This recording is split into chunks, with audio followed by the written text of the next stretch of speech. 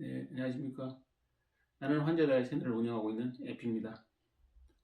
제가 오늘 여러분에게 말씀드릴 내용은 이 채널을 어떻게 운영할지, 그리고 여기에서 다루고자 하는 내용이 어떤 것들인지, 그리고 여러분에게 소개해드릴 내용이 어떤 것들에 대해서 말씀드리도록 하겠습니다.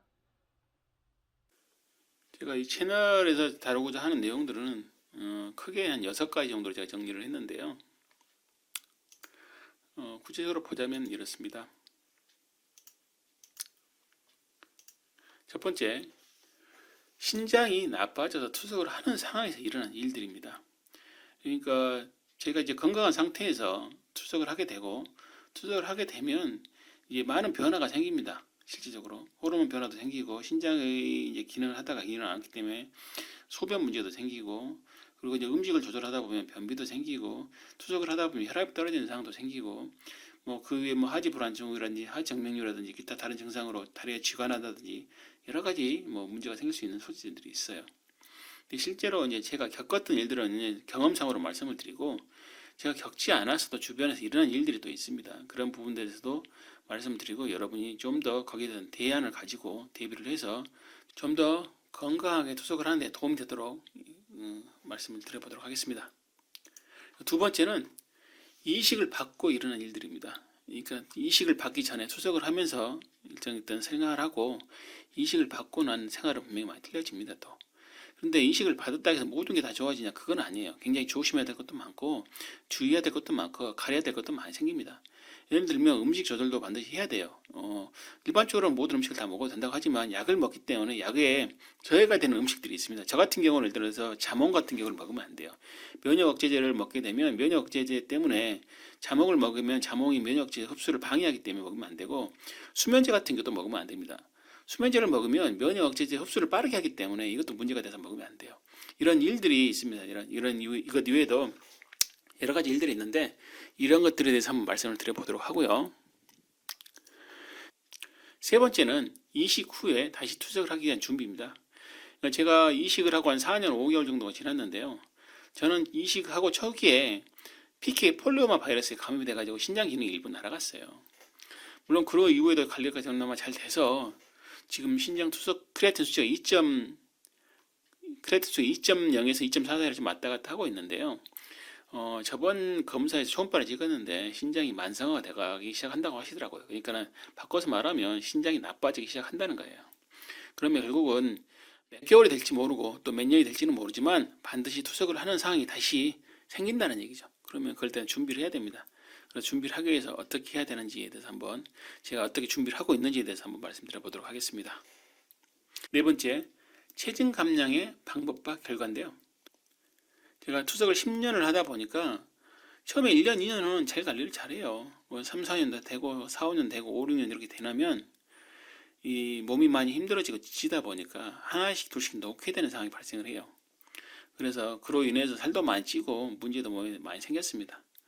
그래서 그런 것들을 이식을 하고 나서도 그걸 계속 유지하고 있으면 이식받은 몸에 신장에 무리가 많이 갈 거 아니겠습니까? 그래서 체중을 반드시 줄여야겠다 싶어서 체중을 23kg 정도를 줄였어요. 그랬는데 이 체중을 제가 줄일 당시에 코로나가 터져가지고 바깥에 외출도 많이 못하고 사람이 많은 운동 헬스클럽 같은 거 다니지도 못하는 상태에서 이 체중을 감량을 했어요. 그러다 보니까 집에서 식단 조절을 하고 운동을 많이 못한 상태에서 운동 조절을 했는데, 운동을 얼마만큼 했고 또 식단 조절을 어떻게 했는지, 그리고 현재 결과가 어떤지에 대해서 한번 말씀드려 보도록 하겠습니다. 다섯 번째는 현재 투석을 하시는 분이나 신기능이 떨어진 사람을 위해서 음식 조절과 그다음에 이 음식을 어떻게 조리해서 먹는지, 이런 것들에 대해서 말씀드려 볼 건데요. 뭐 제가 말씀드린 사항이 무조건 100% 맞고 100% 정답이냐, 그거는 아니에요. 그렇지만 일반 신기능이 떨어진 분들은 특히나 칼륨 조절을 많이 해야 되고 인수치도 조절해야 됩니다. 그리고 투석을 하시는 분은 사실 단백질도 조절 어느 정도 해야 돼요. 너무 과하게 먹으면 크레아틴 수치가 계속 올라가기 때문에 투석을 하시는 투석 효율이 좀 떨어질 수도 있고 하기 때문에 이런 것들도 조심하셔야 됩니다. 그런데 이런 것들을 저희가 막연하게 이거는 인수치가 높으니까 안 좋다, 이거는 칼륨치가 높으니까 안 좋다, 이걸 먹으면 된다 안 된다를 그냥 말로만 정확하지 않은 정보를 얘기하는 것은 옳지 않다고 생각이 들어요. 저도 투석을 하면서 그런 얘기를 많이 들었는데, 실제로 제가 말을 들었던 것과 실제 사실이 좀 많이 다른 것들도 많이 있었어요. 그래서 이거를 데이터상으로 보여드리고 어떻게 되는지에 대해서 한번 말씀드려보도록 하겠습니다.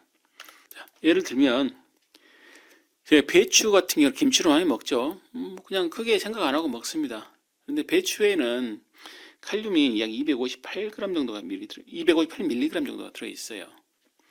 근데 배추 김치에는 100g당 350mg 정도가 들어있습니다. 생배추보다 높죠. 이유는 배추 김치에는 여러 가지 조미료라든지 다른 야채들이 들어가기 때문에 그렇습니다. 그런데 보통 저희가 배추하고 양배추를 비교를 하면 양배추가 배추보다 훨씬 높아서 양배추는 먹지 않는 것을 좋다라고 보통 말씀을 했어요. 저 같은 경우 그렇게 들었고, 그런데 실제 데이터를 보니까 양배추 같은 경우가 배추보다 칼륨 수치가 더 낮습니다. 아까 배추는 258mg였잖아요. 근데 여기는 241mg입니다. 그러니까 제가 구두로만 말씀을 드려서 막 이렇게 이야기하는 것은 그렇게 옳지 않다. 왜냐하면 잠깐 데이터를 가지고 얘기를 해야 어떤 얼마만큼 이거를 음식을 얼마만큼 먹어도 되는지 또는 먹으면 안 되는지 먹어도 되는 먹는 양을 얼마만큼으로 조절해야 되는지 이런 것들에 대해서 얘기를 할 수 있다는 거죠. 그래서 이것들에 대해서 말씀드려보고 또 이 음식을 가지고 조리를 할 때 이 조리를 하게 되면 보통 한 가지만 가지고 예를 들어서 버섯 볶음을 만든다 그러면 버섯 하나만 넣고 식용유 넣고 볶는 게 아니지 않습니까? 그죠? 버섯도 넣고 양파도 넣고 대파도 넣고 마늘도 넣고 막 들어갑니다. 미원도 넣고 맛은 다시마나 다시다라든지 소금도 넣고 그렇게 들어가기 때문에 이런 걸 들어가면 실제 전해질 수치가 칼륨이라든지 이라든지 단백질이라든지 나트륨 수치가 바뀌죠. 이것들이 얼마만큼 되는지 그러면 이 한번 조리를 해서 이걸 얼마만큼 하루에 먹어도 되는지 이런 것들에 대해서 설명을 드려보고 그리고 예를 들어서 고추송이 버섯 볶음을 만들면 이 버섯 볶음을 만들 때 어떤 재료가 들어가야 되는지 어떻게 들어가서 만들면 어느 정도 칼륨 수치가 되고 이거를 우리가 먹었을 때 어느 정도 되는지를 구체적으로 제시를 해드리고 이것들에 대해서 만드는 방법도 어떻게 만드는지도 한번 보여드리도록 하겠습니다. 근데 조리법이나 이런 것들은 제가 이 영상에서 보여드린 대로 만드셔야 되냐 그건 아니고요. 여러분들이 하고 싶은 대로 하셔도 됩니다. 여기 있는 것들을 좀 바꿔도 되고 하지만 제일 중요하게 보셔야 될 건 뭐냐면 거기에 들어간 재료 버섯의 양, 대파, 양파, 마늘이 들어간 양, 이 양들이 얼마만큼 들어가고 이 들어갔을 때 얼마만큼 변해질이 바뀌는지 이런 것들에 대해서 주의 깊게 한번 봐주시기 바랍니다. 그러시면 여러분이 식단 조절하는 데 관리하는 데 분명히 도움 되실 거라고 봐요. 마지막으로 6번째 현재 일상입니다. 제가 이제 일을 하고 있는데 어떤 일을 하고 있고 어떤 정도의 일까지 할 수 있는지 또는 제가 이제 개인적 경제적으로 굉장히 어려움이 있다라고 말씀을 드렸는데 저 1편에 수급자로 사는데 수급자로 살 때 여러분이 혼자서 산다고 가정을 하고 수급자로 계속 살 수 있는지 또는 제가 이제 그 투석할 때와는 분명히 병원 가는 횟수나 이런 게 달라졌어요. 그리고 먹는 약도 달라지고 했는데 이런 것들이 어떻게 달라지는지 그리고 이제 이 달라진 일상들과 현재 지금 제가 하고 있는 일상들에 대해서도 보여드리고 말씀을 드려보도록 하겠습니다. 이런 내용들을 가지고 이 채널을 운영하면서 이야기를 할 건데요. 그 외에도 혹시 궁금한 점이 생기시거나 물어볼 얘기 생기시면 댓글에도 문의해 주시고 메일 주소 있으니까 메일 주소에도 연락해 주시면 제가 답변해 드릴 수 있는 것은 답변해 드리고 제가 의사는 아니기 때문에 의학적인 부분에 대해서는 전달해 드릴 수 있는 부분이 좀 한계가 있습니다.